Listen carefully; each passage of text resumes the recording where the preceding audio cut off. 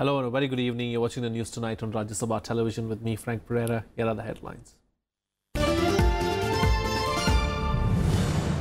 President Ramnath Kovind calls for fraternity among citizens in his Republic Day Eve address to the nation, emphasizes a civic-minded nation where people can disagree without mocking dignity or personal space.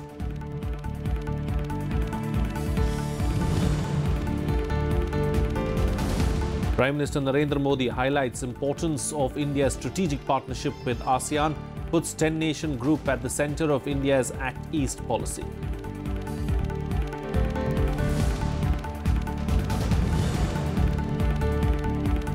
Amid tight security, Bollywood film Padmavat released nationwide. Centre asserts that maintenance of law and order is the responsibility of state governments.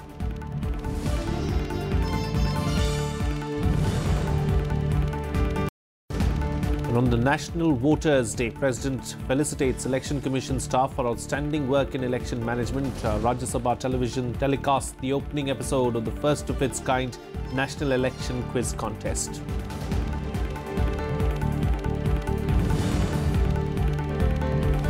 And world number one Simona Halep to play Caroline Wozniacki in the Australian Open Women's Finals. Tomorrow, Warren Cilic sets up title clash with the men's section.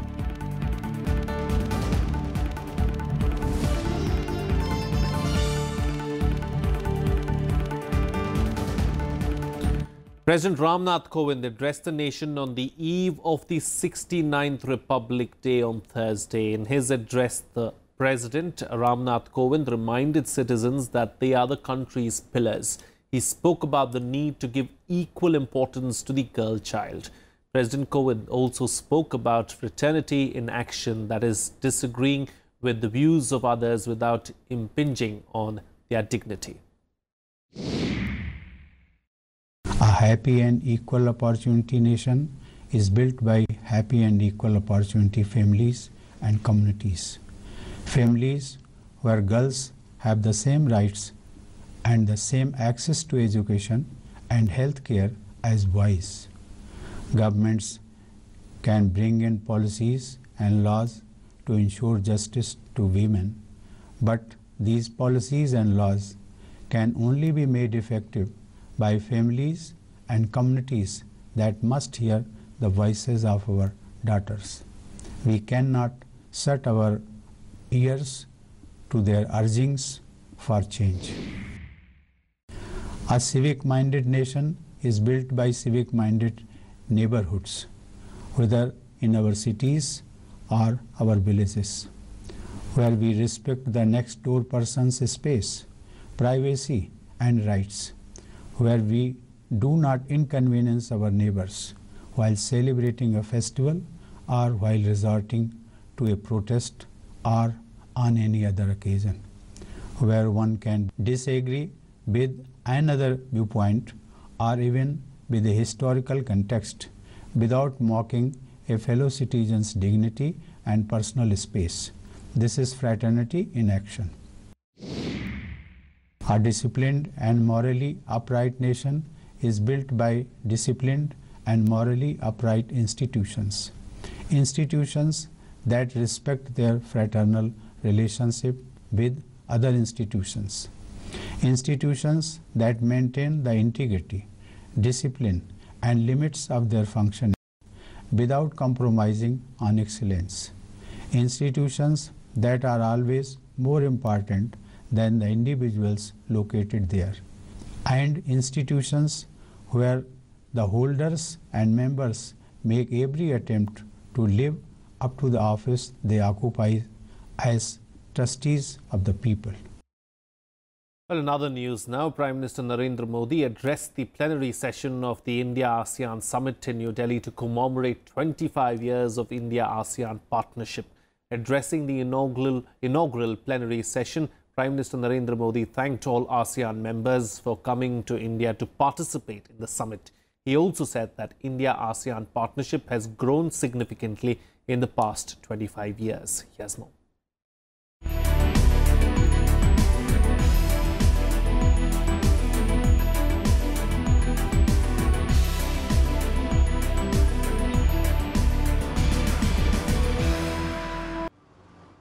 India-ASEAN Commemorative Summit was held to celebrate 25 years of partnership in New Delhi on Thursday. Making the opening remarks at the plenary session of the summit, the Prime Minister highlighted the importance of India's strategic partnership with ASEAN, saying ASEAN is the centre of India's Act East policy. He also said India shares ASEAN's vision for rule-based societies and values of peace, while reiterating its commitment to enhance collaboration in the maritime domain. India shares ASEAN vision to peace and prosperity through a rules-based order for the oceans and seas. Respect for international law, notably UNCLOS, is critical for this. We remain committed to work with ASEAN to enhance practical cooperation and collaboration in our shared maritime domain. In his opening remarks, the Prime Minister laid stress on further strengthening economic and trade ties among ASEAN nations. He also proposed a dialogue on digital financial inclusion, investment promotion and infrastructural development. Our $70 billion trade has grown 25 times over 25 years. Investment from ASEAN and India are robust and growing. We will continue to work with ASEAN to further enhance our trade ties and facilitate interaction among our business community. Singapore Prime Minister and ASEAN President thanked Modi for hosting the ASEAN Summit. He said India's participation in the region's affairs is important. He also said that India and ASEAN together are capable of forming the biggest economic bloc in the world. We believe that India makes a major contribution to regional affairs, helping to keep the regional architecture open, balanced, and inclusive. There is much more we can do to take the ASEAN-India dialogue partnership forward. One step we can take is to increase our trade and economic cooperation. There is significant potential for further growth. The summit started with Prime Minister Modi releasing commemorative stamps in the presence of ASEAN leaders to mark 25 years of Indo-ASEAN ties. All heads of the states of ASEAN member nations will be the chief guest at the Republic Day Parade. Akhilesh Suman's report for Rajya Sabha TV.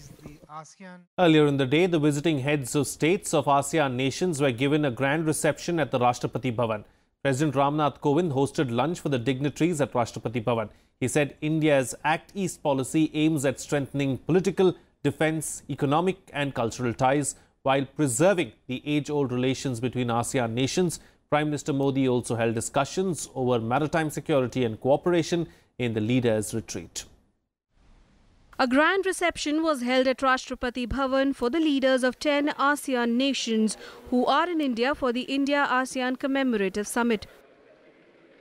President Ramnath Kovind, Vice President M. Venkaiah Naidu and Prime Minister Narendra Modi welcomed the visiting heads of states of Thailand, Malaysia, Indonesia, Philippines, Singapore, Brunei, Vietnam, Laos, Myanmar and Cambodia. President Kovind hosted a lunch banquet at the Rashtrapati Bhavan for the dignitaries. The Vice President and the Prime Minister were among the guests. The lunch was followed by a leaders' retreat during which the visiting leaders held detailed discussion over maritime cooperation and security in the region. The leaders did agree to establish a mechanism for greater cooperation in the maritime domain sector. They did discuss the issues of greater maritime cooperation in addressing both traditional and non-traditional challenges that all of us face collectively, since we are all seafaring nations. Earlier in the day, Prime Minister Narendra Modi held talks with his Thailand counterpart Prayut Chan-o-cha. The MEA said the two leaders held a constructive dialogue on economic and commercial exchange, connectivity, defence and security, cultural cooperation and people-to-people exchanges. The Ministry of External Affairs said India's Act East policy complements Thailand's Act West policy. Prime Minister Modi also met Singapore's Prime Minister Lee Hsien Loong, holding discussions with his Singapore counterpart on economic and commercial ties, fintech, tourism, enhanced connectivity and smart cities. With the Sultan of Brunei, Prime Minister Modi discussed cooperation in the fields of defence, security, education, energy, health and space. He conveyed his deepest appreciation to the 6 leaders that he has met with bilaterally, and also in the retreat when he made his opening remarks. The fact that their presence here means so much to us. The fact that he invited all the 10 leaders shows how ASEAN is at the fulcrum of India's Act East policy. All the leaders that PM met stated that India's multifaceted cooperation with ASEAN is important for peace, security, stability and prosperity in the Indo-Pacific region.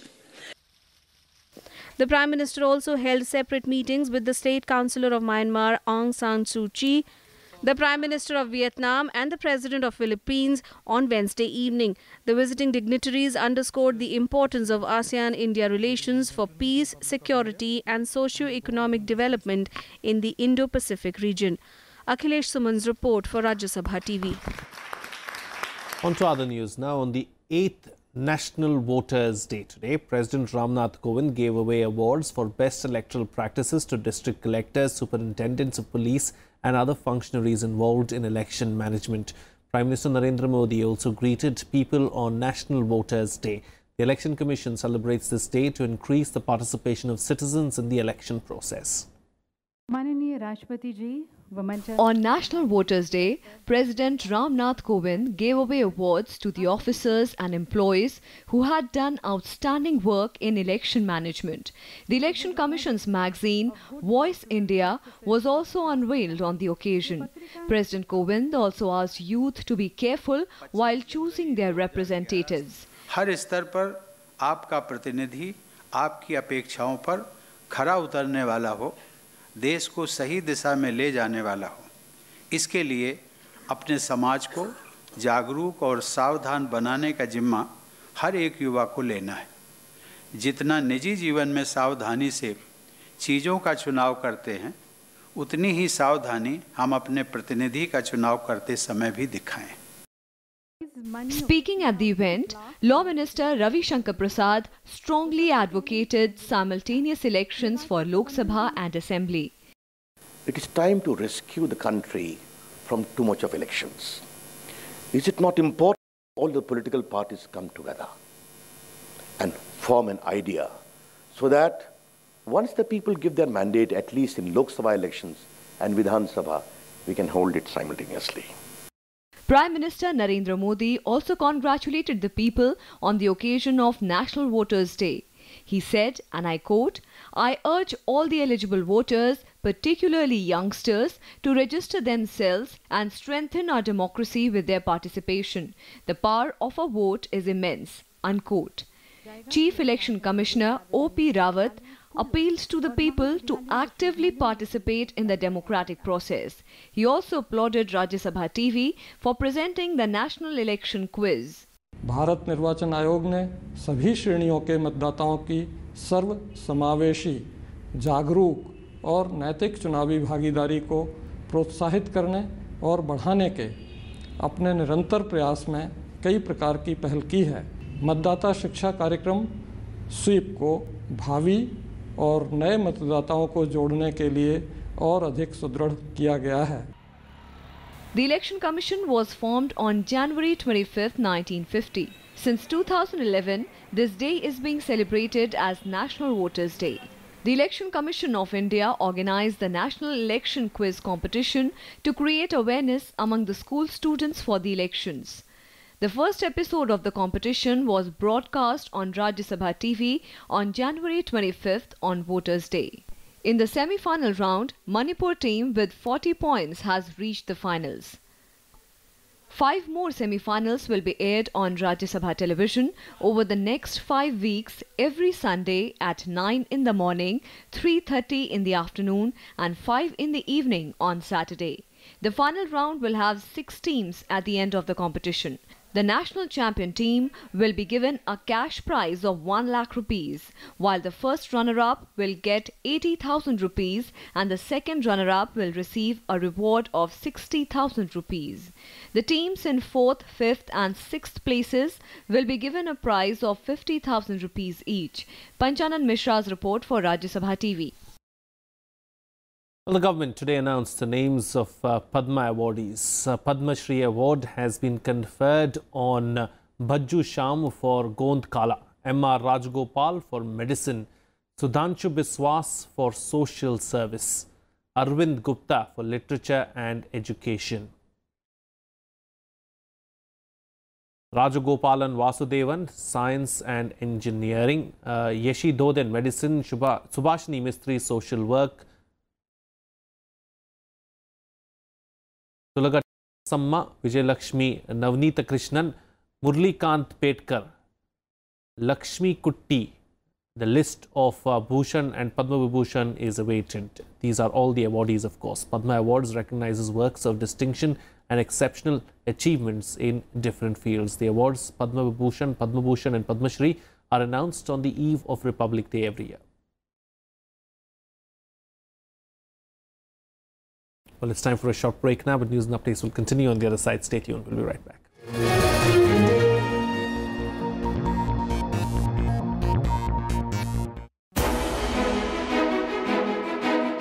As the nation celebrates the 69th year of Indian Republic, we take a look at what are our substantial achievements and, most significantly, where are we actually lagging. We embrace democracy, and that democracy survived as an institution. There should be two parties so that the legislature is formed properly. What I want is my security. Today, we are about to become the fastest growing country in the world. Job opportunities to the young are not enough.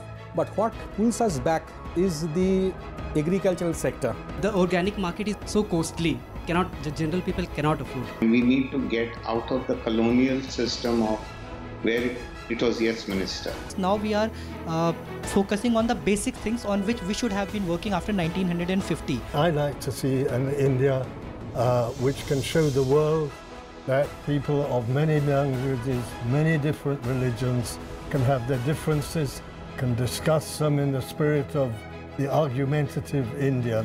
What have been the hits and misses of India's republic in the last 7 decades? Watch the pulse on Rajya Sabha television.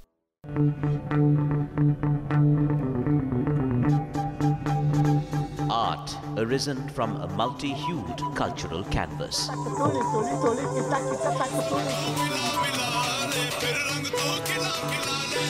Tradition and cultural fervour dating back centuries.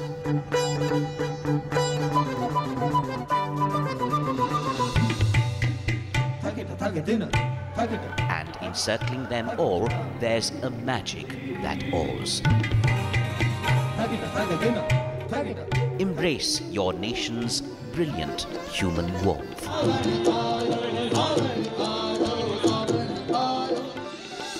Watch Colours of India, Sundays at 9:30 p.m. on Rajya Sabha television.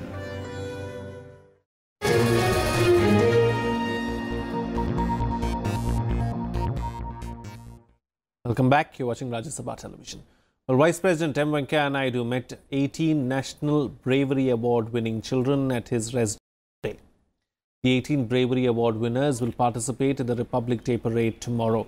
The recipients selected from across India are given a medal, certificate and a cash prize. They also receive financial assistance to complete their schooling. Vice President said their deeds of bravery inspire others.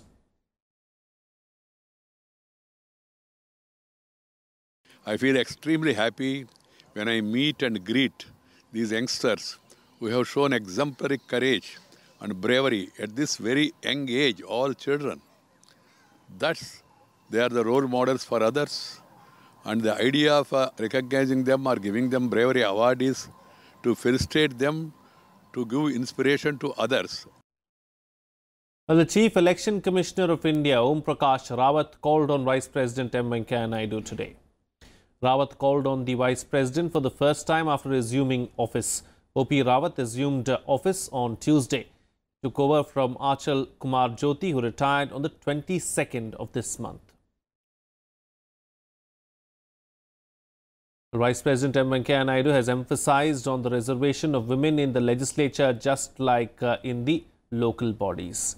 He also said there's a need to empower the local bodies and the central government should work in tandem with state governments and local bodies. The Vice President was speaking on the occasion of the release of the book titled Sthanya Swashamam Me Adi Abadi.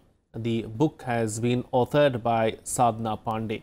The Vice President said women have got equality in Indian culture and that people have to change their thinking. He also said that only reservation is not empowerment. Most steps are needed to ensure it. ये पंचायत राज व्यवस्था में, municipality व्यवस्था में तो महिलाओं का आरक्षण हो गया, मगर धीरे धीरे विधानसभा और धीरे धीरे लोकसभा, इसमें भी धीरे धीरे क्या, बहुत देर हो गया ऑलरेडी, यहाँ भी उन लोगों को आरक्षण देना चाहिए। केवल आरक्षण देने से सब काम पूरा होगा ऐसा नहीं कहता मैं। आरक्षण एक साधन है। Moving on to some other news now, Bollywood film Padmavat released nationwide on Thursday amid protests. Security was tightened outside theatres in many places. The movie has been facing protests by the Karni Sena and other groups over allegations that historical facts have been distorted. Many schools were also closed till further orders across Delhi, NCR and Gurugram. The centre has made it clear that maintenance of law and order is the responsibility of state governments. जिस भी राज्य में कुछ ऐसी बातें सुनने में आ रही है तो राज्यों का मामला होता है, उसमें राज्य सरकार अपना ताकत से काम करती है, करना चाहिए। तो शांति बनाए रखना सरकार की जिम्मेदारी है, राज्य सरकारों की। जनता से भी हम ये अपेक्षा करते हैं कि शांति से वो सब बातें। Meanwhile, the Supreme Court has agreed to hear on Monday 2 separate petitions seeking contempt action against 4 state governments and the Karni Sena for violating its order on release of the film. The Supreme Court had last week paved the way for the nationwide release of Padmavat by staying the ban on its screening in Gujarat and Rajasthan. The responsibility of the state governments to summon chief secretaries, home secretaries and DGPs of these 4 states, Gujarat, Madhya Pradesh, Rajasthan and Haryana, and ask them why the Supreme Court judgment is not being followed. Apart from this, I have also prayed to the Honorable Supreme Court that those people who are inciting violence, they're coming on TV threatening ke Bharat ke tukde ho gaye, they're speaking this way, no action is being taken against them, so action must be taken against those people as well. Normal life was disrupted in different parts of Karnataka on Thursday due to a statewide dawn to dusk bandh called by pro-Kannada outfits. The protesters are demanding the centre's intervention in the interstate Mahadayi River water row with neighbouring Goa. With the state-run buses remaining off the road, passengers who had come to the city from outside were stranded in Bengaluru. As a precautionary step, schools and colleges in most parts of the state remained shut.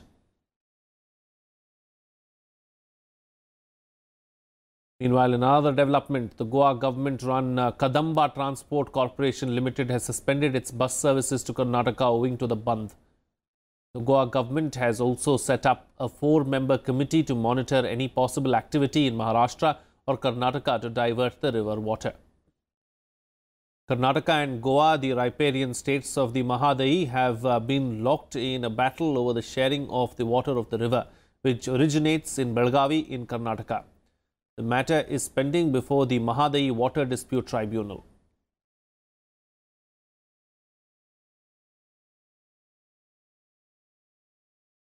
Well, a UN Security Council team is in Pakistan to assess Islamabad's compliance with the world body's sanctions regime. This comes amid mounting global pressure on the country to act against Mumbai attack mastermind Hafiz Saeed and entities linked to him. According to a media report, Pakistan will not allow the committee direct access to Jamaat-ud-Dawa chief Saeed or his entities. There is, however, no official word on the details on members of the team and their scheduled meetings. The UN team is expected to be briefed by the officials of the Foreign Ministry, Interior Ministry and National Counter-Terrorism Authority officials on the sanctions imposed by the government on the proscribed organizations. It emerged on Jan 1st that the Pakistani government banned companies and individuals from donations to JUD, Falah-e-Insaniyat Foundation and other organizations on the UNSC sanctions list. Yesterday, a Pakistani court restrained the government from arresting Saeed till March 17th. The JUD chief was listed under UN Security Council Resolution 1267 in December 2008. And over to some sports news now, and let's get you some news from the Australian Open. In the women's singles, world number 1 Simona Halep of Romania beat Germany's Angelique Kerber 6-3, 4-6, 9-7 in a thriller of a match to reach her first Australian Open final. The first set belonged to Halep, but Kerber made a comeback in the second to clinch it 6-4. But Halep turned the game around in the third set to win the match. She will next face Denmark's Caroline Wozniacki in the final, when both players will chase their first ever Grand Slam title and the world #1 ranking. In the other women's singles draw, Denmark's Caroline Wozniacki defeated Belgium's Elise Mertens 6-3, 7-6 to reach the Australian Open final for the first time. After 4 deuces, Wozniacki broke the tie to seal a title decider against Simona Halep. Wozniacki has yet to win a Grand Slam title despite spending 67 weeks as world #1.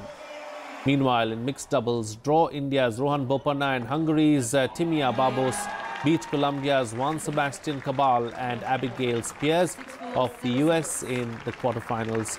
Bopanna and Babos defeated Cabal and Spears 6-4, 7-6 to advance to the semi-finals.